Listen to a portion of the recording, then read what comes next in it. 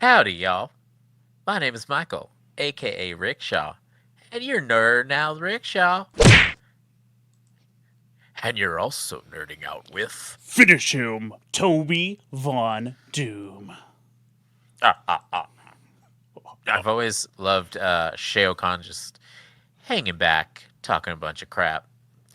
You weak, pathetic fool. Now, wait. Time out. You said Shao? Not wish. Shao Kahn just. Shao. Shao. Chow. Chow, baby. Chow. Did you ever do the we're already way off topic, but on Super Nintendo, if you held L and R when you started the game up, he would come out and is it what's the second one? It was Kintaro. Yeah, Kintaro. okay. And he'd be like, "You weak, pathetic fool, all too easy." You weak, pathetic fool. All too easy. Yeah. So Yeah, good. I was always a huge fan of the fact that like somebody was always talking crap, but it wasn't until like the end of Mortal Kombat 2 that you had to fight the guy that was talking crap. Right, yeah. And then he beat the ever loving crap out of you. So yeah, I was like, "Oh yeah, he's right. I am a weak, pathetic fool." But welcome to Nerding Out. And yes, we are going to talk about Mortal Kombat today because there was some news, and I was like, what are we going to talk about? And then I was like, oh shit, this would be the perfect thing to talk about because we could say all sorts of stuff because I'm a huge Mortal Kombat nerd ever since the beginning. Me too. Yes, but before we get going on this rant, do you need a new pair of headphones? Because if you look at this sleek new pair of headphones that I have ordered from Sennheiser, I actually used the discount code 10nerdingout and I got 10% off. And you can do the same. How, you ask? Go to the description below. Click the link and you will pick a pair. You will pick a pair of headphones, and then you will enjoy them after you type in 10 nerding out. Excellent. That was lovely. Thanks. Yeah. I should have just done the whole ad as as Shao Kahn. Right. Right. But yeah, we have some news about the new Mortal Kombat movie they've been working on. A tease. A tease. A tease, baby. But yeah, whenever the first one came, well, not the first one, but we have the old school 90s Mortal Kombat movie, which everybody, obviously was into. I was. Loved it. I even loved the second one. I don't care. It's bad. I know it. Shut up. Well, I'm gonna have to disagree with you there. It was so bad. It's so bad. It's good. It's most bad. It's so bad. It circles back around to good. It's like if you keep turning right, you go back. Where you were. I'm gonna have to say that it's so bad that it passes good and goes back to bad again. because the movies it's almost uncohesive. You're just like, who's fighting who? Why? And then you're like, why does Kintaro have like a slick back skullet that's put in a ponytail? And then you're like, okay, what? So many different fights. I don't need this negativity in my life at all. Like this is bullshit. Anyways, yeah. Let's just bury this one, Yeah. But the original one, super great, super badass. I feel like they tricked some of the cast to come back for the second one. Yeah. I actually read a story about how they tricked them into coming back, even though it was like it was like a whole different production team and like, yeah, just definitely lower quality. But recently, was it 2020? I think it was 2020. I think it was. We got a new Mortal Kombat movie, and they focused heavily on the violence and the rated R-ness, and lots of people talk a lot of smack about it. But As far as a Mortal Kombat movie is in play, I would say that as long as the violence is there, and so long there's a decent story, it doesn't really matter to me. So we had, Sub-Zero's storyline stayed pretty true. Scorpion's storyline stayed pretty true. I feel like everybody's storyline stayed pretty true, except for the character that they made up. The new character. As a ride-along character. You know what I mean? So I understand why people could be mad, but I was also like, not watching a new Mortal Kombat movie would suck worse. You know what I mean? So. Yeah, I was fine with the new character. I really didn't mind it. I think you got enough of what we were there for in the first place. Like the characters we know and love. We got to see Kung Lao cut someone in fucking half with his hat. I mean, oh yeah, we never see that. That was the highlight of the whole movie. Oh yeah, for sure. So I mean, you can't be too mad at some of the stuff, and you just got to ignore the rest. But I'm super stoked to see any kind of teasing for a second Mortal Kombat.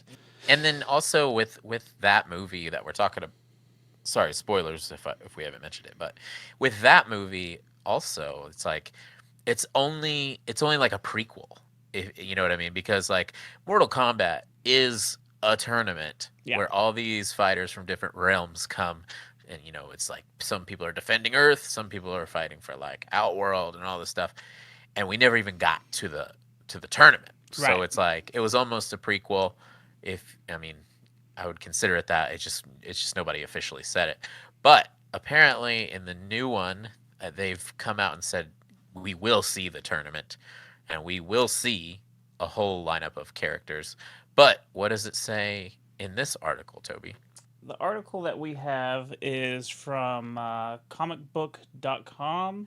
It kind of is hinting at some of the people that might be in it. So it does say that they think we'll get Shao Kahn as the main villain. In this article, they talk about Sub-Zero. The actor that played Sub-Zero had signed on for multiple movies. So there's a possibility that he could come back as Noob Saibot or you know what? I don't even know. They could do his brother. He could play his own brother.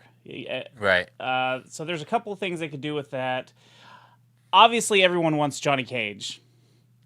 And there's actually been rumors for a long time that it may be a WWE wrestler. Oh yeah, The Miz. Everyone wants The Miz, but here lately, I think the rumors starting to go that it could be Cody Rhodes, if you know who that is. Which either could fit that bill pretty good. I would like to see The Miz in it because The Miz, his whole gimmick in WWE is that he's a A-lister Hollywood type. So he already does that entire gimmick. So it would be perfect for him. I actually, I remember, I think we did a fan casting whenever the channel was still called Worship and Tribute Nerd. But I still stand by my casting. Hold on, let me look up real fast. Robbie Amell. I've always thought Robbie Amell would be the perfect Johnny Cage. If you don't know who that is, he's been in a few things. He was in a show called Upload on Amazon Prime. He is the guy who plays Arrow's brother. Is it his actual brother? I think so. Because that's Stephen Amell in Arrow. Yeah, it's his actual brother. Oh, that's funny. I didn't get that far on Arrow, so I kind of gave up after a couple of seasons. I like the first couple. Yeah, I'm not really that into Arrow, but I just thought that this dude was like such a Johnny Cage. Just that perfect like, for it, yeah. Yeah, I'll send this photo real fast. See, this article also talks about Baraka, Sindel, and Quan Chi, Katana. So, like, there's so many Mortal Kombat characters at this point. They could pull a bunch of stuff, you know? Right. What'd you say his name was? Robbie Amell. Yeah, that's Johnny Cage. yeah, and like if you watch any of the shows he's in, he's like that cocky, confident fucking guy. So it's like, I was like watching the show called Upload that he was in, and I was like, this is fucking Johnny Cage. It's not even a fucking fighting movie. You know what I mean? It's like not even a movie about fighting, and this is Johnny Cage already. So I was like, but yeah, that's crazy how much like just off the bat he looks like Johnny Cage. But yeah, who knows if we're gonna get him? It seems like they were going for like a lot of I mean, he could fit into that. He's kind of like a B-list upcoming actor. You know what I mean? Yeah. So you never know what's going on. I just, with Hollywood, it's so it's so up and down with casting. You're just like, oh my god! In the same movie, they perfectly casted one person and totally tanked the supporting role. You know what I Yeah. mean? And then the general public's like, perfect. You're like, what? How did that happen? So they did do an interview with Louis Tan. It's a few minutes long. I don't know if we want to watch some of it and just see what he says, because I guess he teases Louis Tan, I think is his name. I think this is the guy that... What was Cole? Is that his name in the movie? I think it is Cole. Yeah. Do we want to watch some of that? Yeah, sure. I want to talk about Mortal Kombat. You guys are working on a sequel. I mean, does like the changes at Warner Brothers does that impact you guys and any of the plans or anything that's going on behind the scenes? Yeah. Well, it impacts a lot, but not really us in particular, because New Line is the studio that is under Warner Brothers, under the branch of Warner Brothers, but they're very happy with the movie, and obviously it performed really well. It's one of the most viewed films of the Warner Brothers slate, even though it came out at like the worst time ever possible. Oh my gosh! But no, we're full steam ahead, and now we have Ed Boon with us as well. So we got the stamp of approval from the legend himself, and number 2 is just going to be absolutely insane, way bigger. It's going to be brutal, I bet. Yeah, I've been training my ass off, man. Louis Tan, probably could have just casted him as like some other character, and it would have worked just fine instead of making up your own. But it's exciting to hear Ed Boon is a part of the team, or giving approval for what they're doing with. I'm assuming that there's scripts already. I'm assuming that there's pre-production already happening. There's got to have already been plans, and it was released during the pandemic, wasn't it? Yeah, it was definitely. I remember.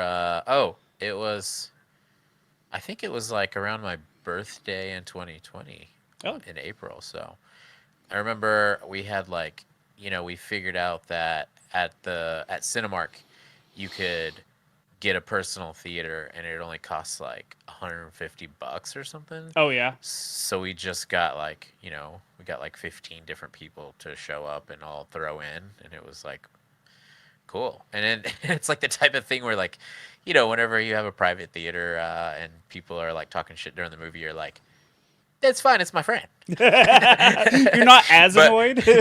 Yeah, but whenever it's like little kids, you're like, shut up, God, I'm about to fatality you. Yeah, I'm pretty stoked. I mean, I'm truly a noob Cybot fan. Melina, I'm a big fan of. Okay. Anything Sub-Zero. Yeah, Sub-Zero is one of my favorites. Yeah, especially like unmasked Sub-Zero. Whenever, if anybody doesn't know, when the original Sub-Zero got killed by Scorpion, they brought him back as Noob Saibot, and then his little brother became Sub-Zero. So that was always a cool storyline to me. The storyline with the robots was pretty cool. Like the Lin Kuei started turning people into cyborgs. That was pretty cool. Yep. What else was cool? There's just been years and years and years of lore and stories, and so there's a lot that they can pull from. Like I was saying earlier, there's so many characters that they can pull from. If they bring in Baraka, they start bringing in Barack Obama. Yeah. Bring in Shiva. Who did they have in? They had Goro in the last one. Yeah. Oh yeah, Goro. Goro. Wait, No. It was Kataro. Oh yeah, there was no Goro, was there? No, there was. I can't remember. Oh, there was a Goro. Yeah, there was Goro in that one. I feel like he had some stripes on him though, or something, and so I'm thinking that's why I think it was. It's been a while since I've watched it. Yeah, I'm gonna have to watch it again. Yeah, me too. Yeah.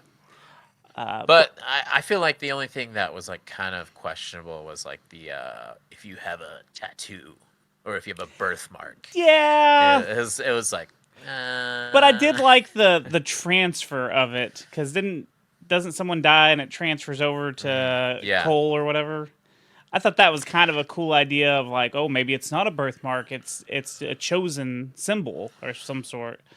Yeah. So, but I don't know. I just feel like, in the world of Mortal Kombat and the aesthetic of Mortal Kombat, like if you just all of a sudden shot a fireball, that works because you know what I mean? Like, because you're a top fighter chosen to defend Earth. Right. You don't have, like, so if they would have done I could have done without the birthmark thing that was the symbol. I don't know. But I know that some of my friends thought the same thing.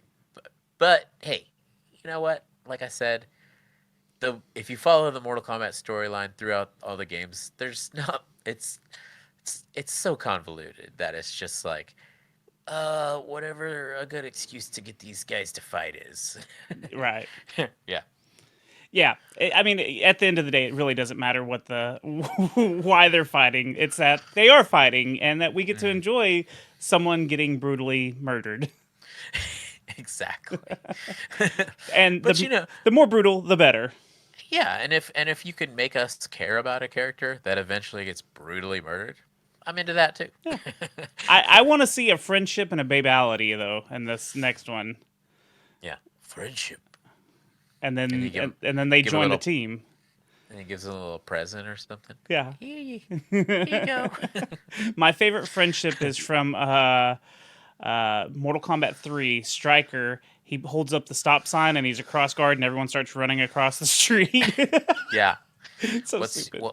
What's your favorite fatality of all time? So I used to like doing in Mortal Kombat 2. You could do Johnny Cage's uppercut and knock off their head, but if you were quick enough, you could glitch it to where you could keep knocking off the heads if you kept doing the combination. So it does three. Doesn't it do 3 head knockoffs? I think you could like keep going if I remember. Yeah. It's been so long, but I still remember how to do the body rip in half. It's down, down, forward, forward, low punch. Nice. So I'm a big Johnny Cage fan. So. Yeah. As far as old school mine, I used to be able to. So I used to rip with Sub-Zero, and I remember in part 2, he was like the only character that had a 2-parter. So like you had a 2-part fatality to where you do the freeze move, except for it's done differently, and it freezes them, and then you walk up and you do the second part, and he uppercuts and just breaks the ice and like blows your whole body in half or whatever. And I always thought it was super cool for knowing that one, because people would come over and be like, "I'm gonna beat your ass," and then I'm like, and then I would pull out that fatality after I destroy them. And you'd be like, how'd you do that? I'm like, well, I have an official Mortal Kombat guide. Hey, I had one too. I still have mine, actually. I still have mine too. Yes, so. We're dorks. Yeah, we should find those clips of those fatalities. When the modern day fatalities are insane. They honestly. are, yeah. I remember there was a few times where I would just like watch YouTube videos of all the fatalities in a row, and I would just sit there and be like, yeah, oh yeah. But yeah. Which Mortal Kombat game is your favorite? I mean, okay, so like the hard part is there's so many. There was some down times for Mortal Kombat 2. Oh, there was the bad times. We don't talk about the bad times. I really do think that 1, 2, and 3 had all great qualities, but 3, especially Ultimate Mortal Kombat 3, whenever you had combos and you had the run button, and they added like smoke and rain and all those characters, that was probably the best Mortal Kombat game. Of course, they also had a trilogy, didn't they? Yep. Yeah. Yeah. So, but yeah, aside from that, Mortal Kombat 9 is when they really brought it back when they like rebooted it, basically. Yeah, that's whenever it came back together, So Mortal Kombat 2 is my favorite old school one because I hated the run and the combos. I was terrible at them as a kid, so I just hated 3. But newer, I love 9. 9 is my favorite, but specifically on PlayStation because you got Kratos. You could, and then I think was Freddy in that one. Yeah, Freddy's Freddy badass. Freddy was one of my like go-to mains when I played that. So, 9 is great. But yeah, this gets me excited. It makes me want to play some Mortal Kombat, and it gets me super excited about the movie. But I think it's time to break out the old school movie. I'm gonna watch that one. But did you ever watch the cartoon movies made by Warner Brothers? The newer ones that have been coming out the last couple of years. The Scorpion's Revenge. There's a newer one that I haven't watched yet. Oh yeah, I haven't watched that one yet. But the second one, like the Realms, Battle of the Realms or something, that was like okay, but damn, Scorpion's Revenge, so badass. Scorpion's Revenge is really good. Really good. Especially whenever you just see like 48 murders in one scene. You're just like, whoa, dude, chill out. Is that the one where Jax gets his arms ripped off and it's fucking brutal for a cartoon? I think so. Yeah. I think that's also the one where, is that the one where he keeps trying to protect Johnny Cage? Like Sonya Blades keeps protecting him? Yeah, through the whole thing, yeah. Through the whole movie. And then all of a sudden, she's like, no, Johnny, run! And he just like whoops like 8 dudes' ass. And she goes, holy shit, Johnny Cage could fight! Yep. Yeah, that was a good one.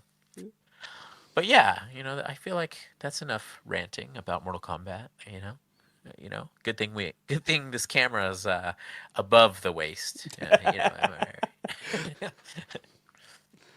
But yeah, what's your favorite Mortal Kombat, and what's your favorite fatality? Leave it in the comments below, and we'll probably talk more about Mortal Kombat when we get closer to a new game or a new movie, because there's rumors of a new game. That'd be tight. The production in Mortal Kombat 12 is apparently starting to. Ed Boon's been teasing that. So yeah, if you're excited about Mortal Kombat, hit us up in the comments. Also, if you have questions or comments of some news you want us to talk about, hit us up at nerdingoutwithrickshaw@gmail.com, and we will get back to you on that one. But we will see you later, nerds.